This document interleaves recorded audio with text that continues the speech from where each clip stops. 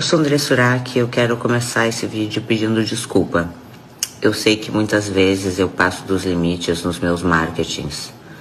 Eu sei que alguns conteúdos meus são pesados, mas eu também sei que talvez muita gente não entenda o que passa na minha mente. Porque minha mente não para. Eu tenho diagnóstico de borderline, bipolaridade e também distorção de imagem. Eu levei muitos anos de terapia para aceitar isso. Eu fui abusada na infância, sofri rejeição do meu pai quando eu nasci, cresci com muitos traumas.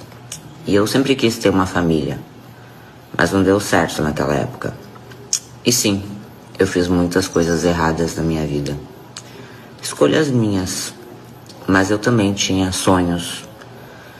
Eu queria me sentir bonita, por isso fiz tantas cirurgias. Queria ter dinheiro, ter um carro, uma casa, ajudar toda a minha família, minha mãe, meu irmão, dar uma casa para eles. Queria sair da pobreza. E eu consegui. Com a fama, eu viajei o mundo, fiquei com pessoas famosas, realizei muitos sonhos, me tornei apresentadora de televisão. Mas mesmo assim eu sentia um vazio muito grande. E muitas vezes eu pensei em tirar minha própria vida. Porque eu não entendia o que eu tinha naquela época. Não se falava como hoje sobre borderline. A informação não era como é hoje a internet. E naquele período eu acabei me afundando em drogas e álcool. Cheguei no auge da minha carreira, participei de reality show, fui apresentadora de TV. Até que em 2014 eu quase morri por causa do hidrogel. E muitos de vocês até acompanharam, né, que eu tive sepse, infecção generalizada. E ali eu tive uma experiência sobrenatural. Eu vi minha alma saindo do corpo. E eu sei que existe vida após a morte. Quando eu voltei, eu escrevi um livro chamado Morri para Viver. Ele foi best-seller. Vendeu mais de 1 milhão de cópias. Eu sei que Deus é vivo. Eu sei o que eu vivi. Mas mesmo com tudo isso, eu acabei pagando impostos de forma errada, na pessoa física. Não tinha algumas orientações como tenho hoje. E uma grande parte do meu dinheiro foi para o governo, pagando impostos do que eu ganhei com o livro. Com que, na parte que me sobrou, ajudei minha família. Eu usei para coisas pessoais. Nos 6 anos que eu vivi da igreja, eu estava usando dinheiro, comprando coisas. E o que me sobrou, minhas economias eram quase 2 milhões de reais com as vendas dos livros. E na igreja eu acabei entregando tudo que eu tinha. Carros, joias, bolsas, dinheiro. No total, quase 2 milhões que eu consigo provar. No final sobrou a minha casa, foi o que sobrou. Naquela época eu fui convidada para entrar para a política, mas eu não me sentia preparada. Eu não gosto de fazer nada sem estudar. E quem me acompanha sabe que eu estudei muito nesses últimos anos. Fiz vários cursos, várias faculdades. E eu cheguei a trabalhar na época na Assembleia Legislativa, na Comissão de Direitos Humanos. Mas eu fiquei só 1 mês, porque eu não consigo lutar pelo que eu não acredito. Eu não sei fingir. E quando eu disse não, ao invés de amém, pois eu não queria entrar para a política na época, resultado, perdi meu emprego, meu trabalho na TV. Eu estava morando no Rio Grande do Sul. Eu implorei para não ser demitida, porque eu já não tinha mais dinheiro nenhum. E eu sabia que eu ia acabar voltando a trabalhar como profissional do sexo.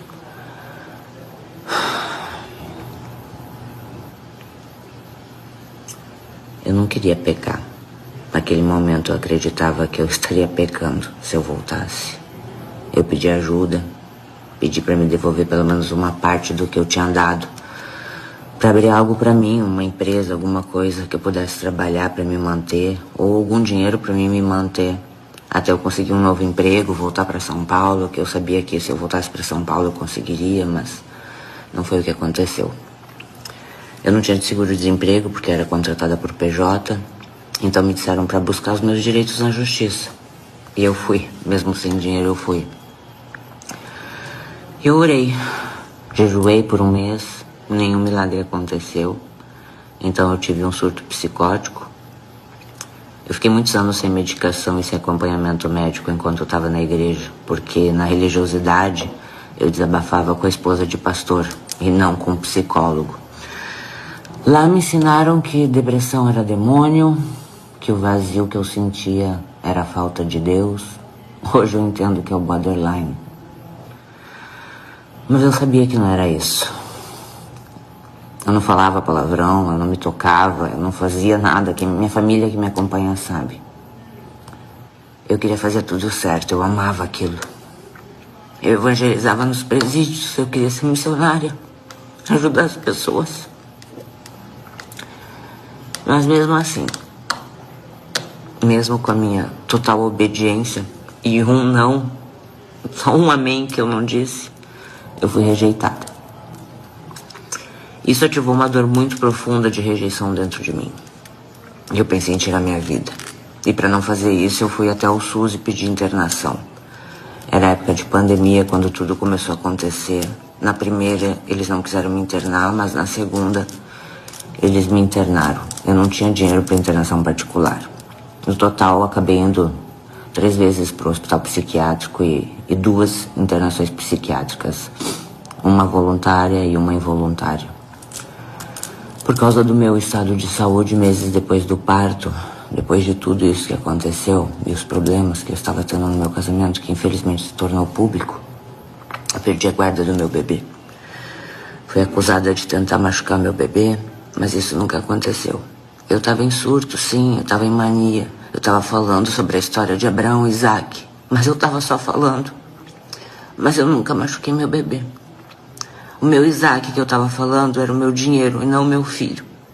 Pois o sacrifício do Isaac é os bens que você dá na igreja. Casa, carro, dinheiro, teu tudo.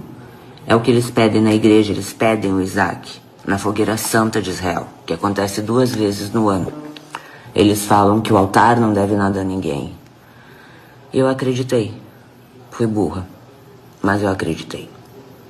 Enfim, eu estava em colapso. Eu tinha perdido tudo. Os 2 milhões que eu dei. O meu tudo. O meu Isaac. E quando eu não tinha mais dinheiro, o amor deles por mim acabou. E para sobreviver, eu voltei a trabalhar como profissional do sexo, como vocês puderam acompanhar todos os escândalos. Depois eu fui pro conteúdo adulto, algo que eu sempre disse que eu nunca faria. Nunca faria filme pornô, eu sempre falei isso. Mas o conteúdo adulto era a única forma que eu tinha de me reerguer rápido e era menos pior, eu achava, do que... Enfim, você sabe.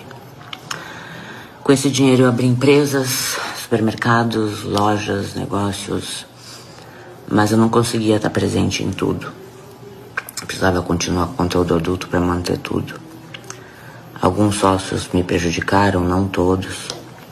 Outros negócios não deram certo e eu quebrei de novo, pela 2ª vez. Todos os meus negócios deram errado.